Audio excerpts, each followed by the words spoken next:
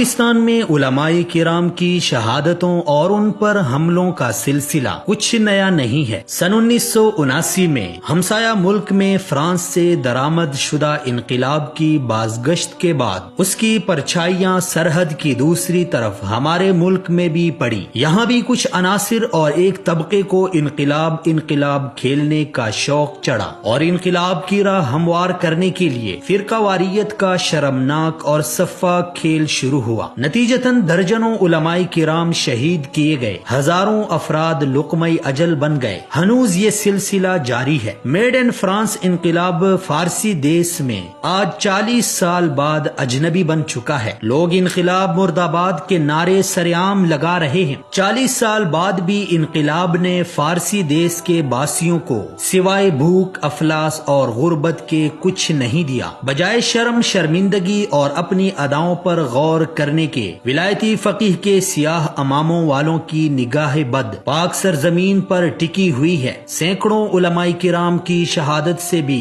ان کی وحشیانہ پیاس نہیں بجھی ہے۔ ان کے توسیع پسندانہ عزائم شام کی رنگینیاں، یمن کی شادابیاں اور عراق کی روشنیاں چھیننے کے بعد بھی برقرار ہیں۔ امریکہ اور اسرائیل کے ان لیپالکوں کا نشانہ عالمی اسلام کی واحد ایٹمی طاقت ہے۔ یہ محض اتفاق نہیں کہ چند ماہ کے مختصر دورانیے میں مولانا سمیع الحق جیسے زیرک قدآور اور غیر متنازع عالم دین کی شہادت سے لے کر کراچی میں ہر دل عزیز مفتی شیخ الاسلام تقی عثمانی پر قاتلانہ حملے تک بڑے سانحات سے پاکستان کو دوچار کرنے کی کوشش کی گئی۔ دونوں جگہوں پر ایسے ٹارگٹس کا انتخاب جو امن و امان کے داعی تھے، سب مسالک کے لیے قابل قبول تھے، سب کے ہاں ان کا احترام تھا۔ ایسی علمی شخصیات کو نشانہ بنانے کے پیچھے ایک ہی مقصد کار فرما ہو سکتا ہے کہ پاکستان میں فرقہ واریت کا گھنونا کھیل پھر سے کھیلا جائے۔ ایک ایسے وقت میں جب پاکستان معاشی ترقی کی راہ پر گامزن ہے، بیرونی سرمایہ کار پاکستان کا رخ کر رہے ہیں، سی پیک میں سعودی عرب سمیت 40 ممالک شامل ہونے جا رہے ہیں، مختلف ممالک کے سربراہان مملکت اپنے تجارتی وفود کے ہمراہ پاکستان کا دورہ کر رہے ہیں۔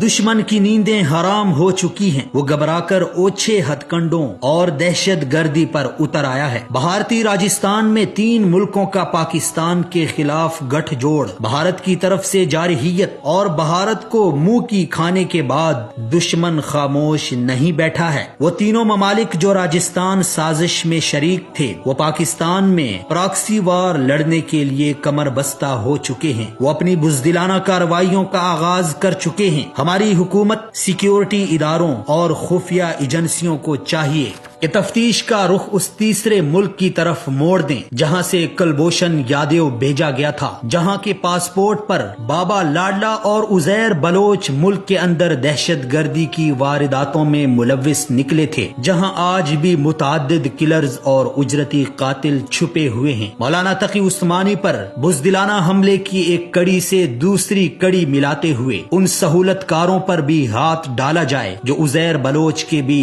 گاڈ فادر تھے، جن کی ایما پر لیاری گینگ وار ہوتی تھی۔ آج کل وہ کرپشن کے کیسز میں بری طرح پھنسے ہوئے ہیں، لہٰذا ملک کے امن و امان کو چیلنج کر کے وہ ملکی سلامتی کے اداروں کو نیچا دکھانا چاہتے ہیں۔ غلطی، غفلت اور سمجھوتے کی گنجائش نہیں ہے۔ قوم مطالبہ کرتی ہے کہ ان ملک دشمن عناصر کو بے نقاب کیا جائے، انہیں عبرتناک سزا دی جائے۔ جب تک اصل مجرموں اور پس پردہ متحرک کرداروں کو سامنے نہیں لایا جاتا، امن و امان قائم نہیں ہو سکتا۔ مفتی تقی عثمانی پر حملہ یوم پاکستان کی تقریبات کو خراب کرنے کی بھی کوشش ہے۔ یہ حملہ پاکستان کے امن پر کیا گیا ہے، یہ حملہ پاکستانی عوام پر کیا گیا ہے۔ جواب بھی بھرپور ہونا چاہیے تاکہ دشمن آئندہ ایسی مجرمانہ حرکت کی غلطی نہ کر سکے۔ قوم، حکومت اور فوج اور ایجنسیوں کے ساتھ کھڑی ہے۔